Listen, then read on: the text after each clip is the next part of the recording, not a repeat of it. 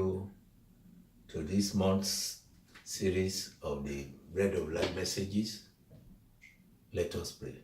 Our Father and our Lord, we thank you for the opportunity again of sharing your word with your children. I come unto you, Lord. I submit myself unto you. Holy Spirit, take over. Let it be more of you and let it be less of me. That I've laid in my heart to share with your children, Lord, empower it and let it bring forth fruit that is worthy of your kingdom. Thank you, Lord. Thank you, Jesus. For in Jesus' mighty name, I've prayed. Amen. Brethren, what I want to share with you in this month series is what I'm going to take from the book of Ruth, and I'm reading the chapter 4, verses 1 to 6. Ruth chapter 4, verses 1 to 6. And I'm reading the New Living Translation. Boaz went to the town gate and took a seat there. Just then, the family redeemer he had mentioned came by.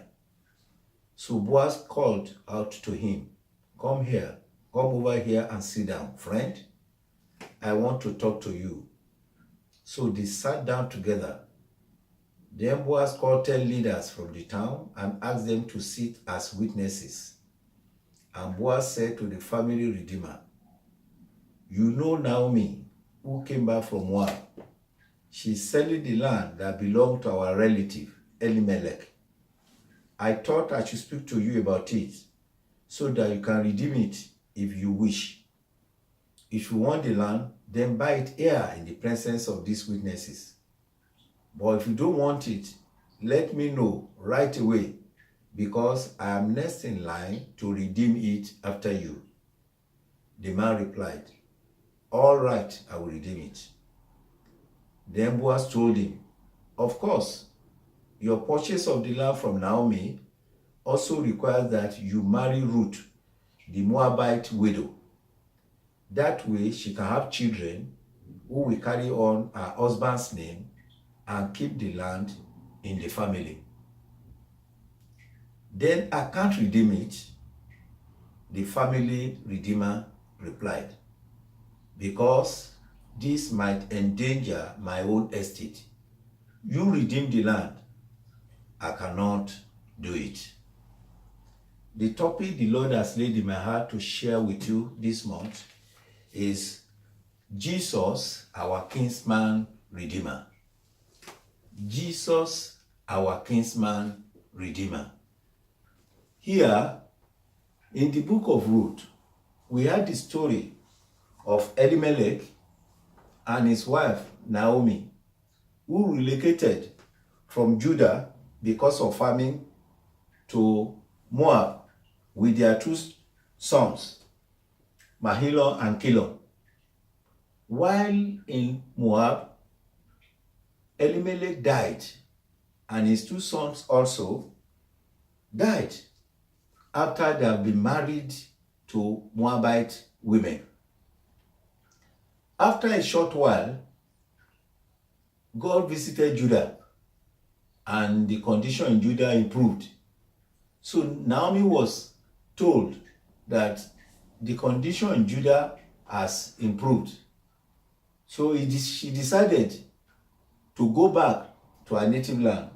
She decided to go back, to return to Judah. So she called her two daughter-in-laws that I don't have children and I cannot bear children again for you to marry.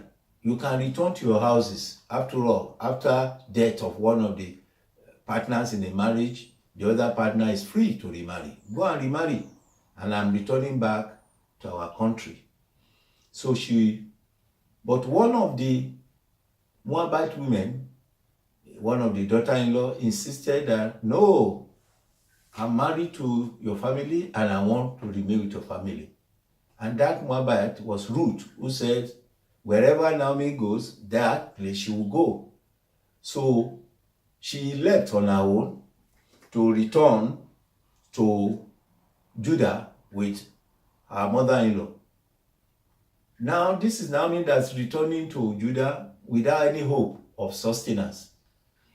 So when they go back to Judah, she has to advise Ruth, you go and be doing petty work, go to this man's farm and work there. And that man happens to be Boaz. Boaz is a wealthy and a very influential man in Judah. During the time Ruth was going to Boaz's farm, she got to meet with Boaz. And what I can call a relationship developed. But according to the custom, yes, Boaz has right to marry Ruth, but he is not the first person. There is somebody who has the first priority to marry Ruth before Boaz. And that is what happened in the passage that I read when Boaz called the other man, the other family redeemer, who has the first duty to marry Ruth. But we can see he was interested in the land. That is, he was interested in the asset. He regarded Ruth as a liability. So, but he's not interested in marrying Ruth. He does not want to take the liability because he believed it will affect his inheritance. I've tried to explain to you in brief exactly how Jesus became how Jesus can be likened to Boaz as our kinsman redeemer. A kinsman redeemer is a relative who volunteered to take responsibility for the extended family. You can see Boaz has volunteered to marry Ruth and take responsibility not only for Ruth, for including Naomi. What are the characteristics that one can see in a kinsman redeemer as displayed by Boaz? And we now compare these characteristics with what Jesus Christ also has done for mankind. For you, we can see in the passage read that Boaz was related to the family of Elimelech. Although there's somebody also who is related, Boaz was a relation to him. Boaz had the resources. He had the resources, he's wealthy, he's able to redeem. And importantly, Boaz was willing, unlike the other man. The other man also was a relative. He had the resources, but he was unwilling. But Boaz was willing to become a family redeemer to Naomi. Let's compare this with Jesus, whom I've said is our kinsman redeemer, is our family redeemer.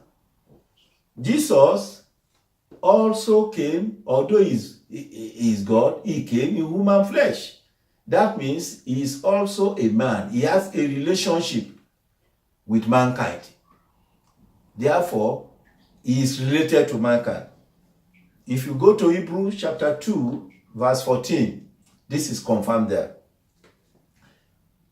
To redeem man that had been sold into slavery through sin, you need the shedding of blood.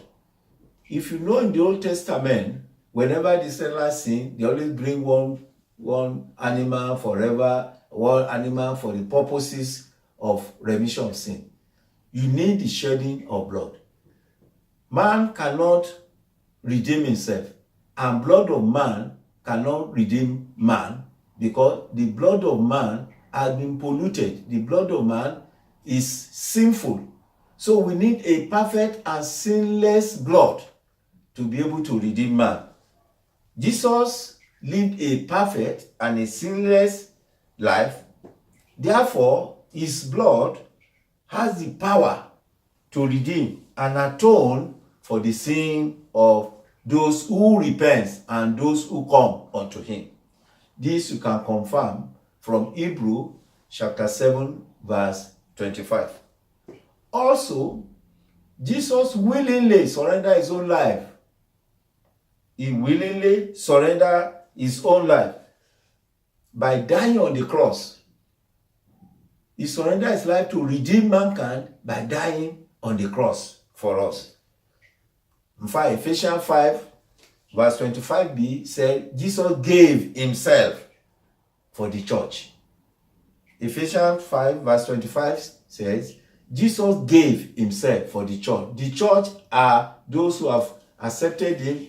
The church is the body of Christ. Those who have accepted him, those who have repented, accepted him as their Lord and Savior. Now, with Boaz and Ruth also, you can see love.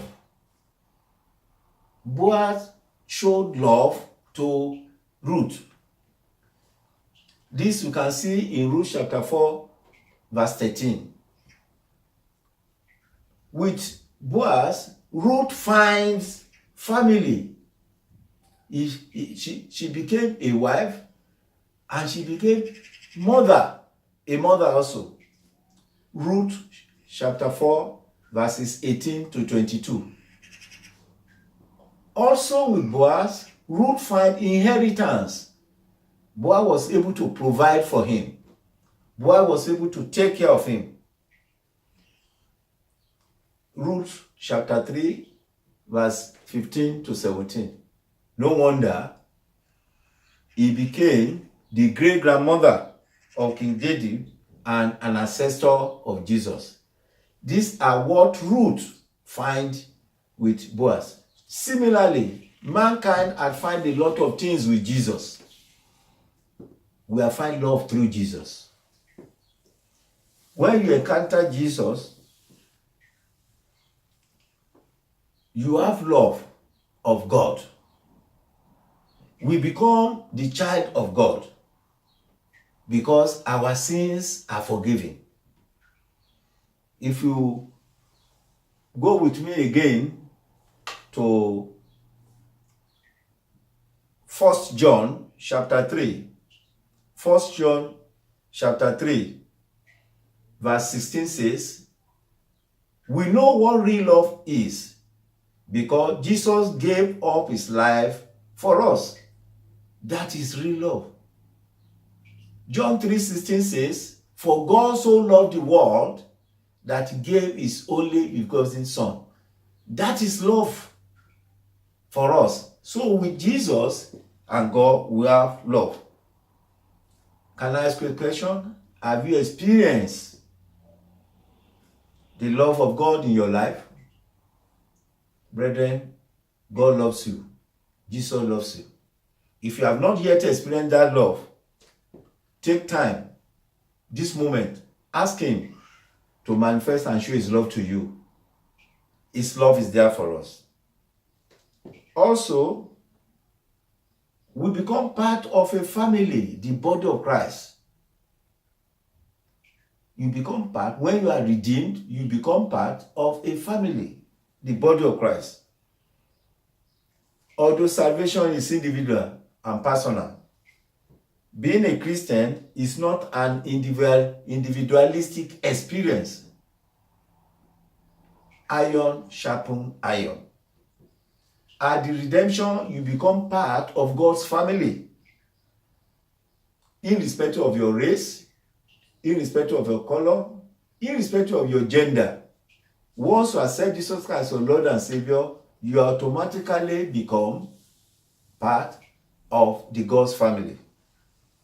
And within this family, that is the Church of God, you learn how to follow Christ. You learn how to obey him. And in the process, you are due to encounter his kindness and blessings. Can I ask you again, do you belong to any family, to the family of God? Do you worship with brethren? Are you part and parcel of the body of Christ? This is necessary. We have great inheritance as being part of the body of Christ. These inheritance are so much.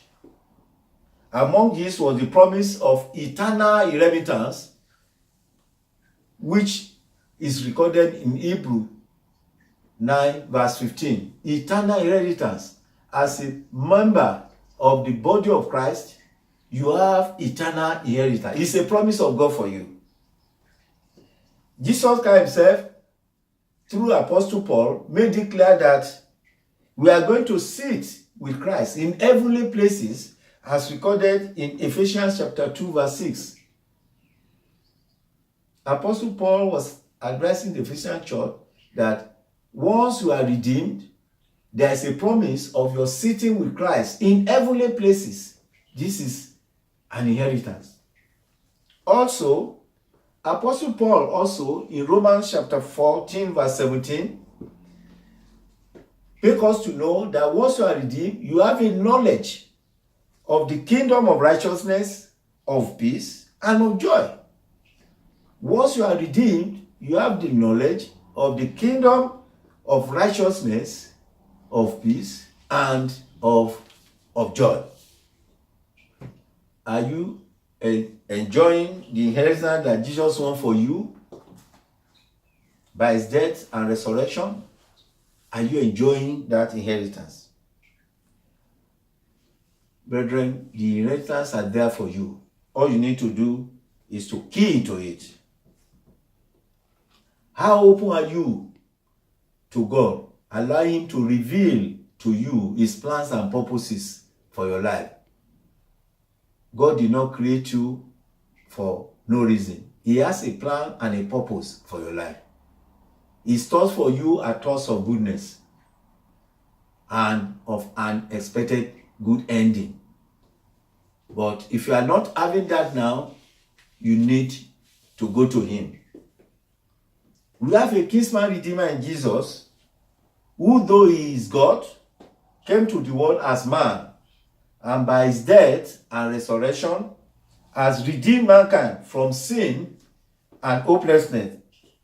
He has redeemed us from sin and hopelessness.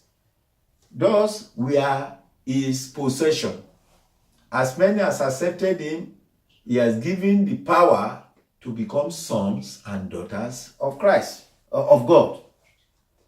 God ransomed mankind from the tyranny of sin. The death and resurrection of Christ ransomed us from the tyranny of sin, not with money, but with the precious blood of his only begotten Son, Jesus Christ. Let's again look at the scripture. The Bible in 1 Peter chapter 1, verses 18 and 19 says, 1 Peter chapter 1, verses 18 and 19, and I'm reading the NLT version. It says, "For you know that God paid a ransom to save you from the empty life you inherited from your ancestors. And it was not paid with mere gold or silver, which lose their value. It was the precious blood of Jesus, the sinless, spotless Lamb of God." It was the sinless, spotless Lamb of God that his blood was used to redeem me and you, not silver and gold that will lose their value. Brethren, have you accepted Jesus Christ as your Lord and Savior? He's there for you as your kinsman redeemer. Come to his throne of mercy today. Come to him today. Confess your sins unto him. Accept him as your Lord and Savior. If you have known him before, but you are backslided, you can still go back to him. He's willing and waiting for you. Do this so that you can start to enjoy the rights and privileges of the redeemed. They are there for you. You can imagine the privileges and the rights that Ruth had after Boaz redeemed her and her family, to the extent that the offspring of Boaz and Ruth was Jesus Christ our Lord himself. So Jesus has come to redeem you. He has come to redeem me. He has brought us back from the tyranny of sin. He has redeemed us from the penalty that would have been our portion. All you need to do is to come to him. He's waiting for you. Accept him today. And you will start to enjoy the benefit of the redeemed. I know my Redeemer liveth. I know my Redeemer liveth. I know my Redeemer liveth. He liveth forevermore. Hallelujah. Jesus my Redeemer liveth. Jesus my Redeemer liveth. Jesus my Redeemer liveth. He liveth forevermore. Can you sing that song? I know my Redeemer liveth. I know my Redeemer liveth. I know my Redeemer liveth. He liveth forevermore. Hallelujah. Jesus our Redeemer liveth. Jesus our Redeemer liveth.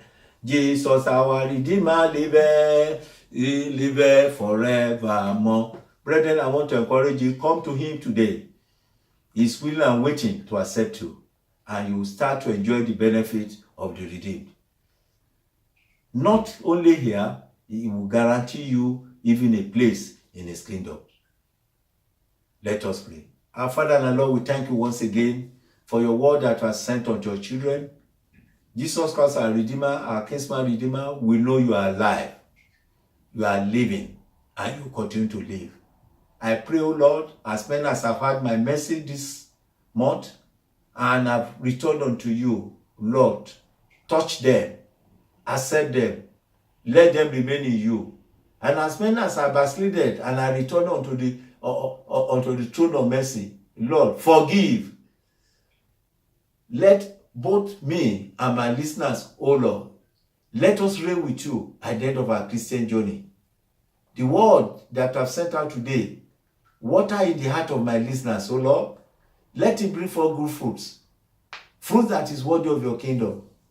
So that at the end of our Christian journey, O Lord, we will reign with you. Thank you, Lord God, because you have done it.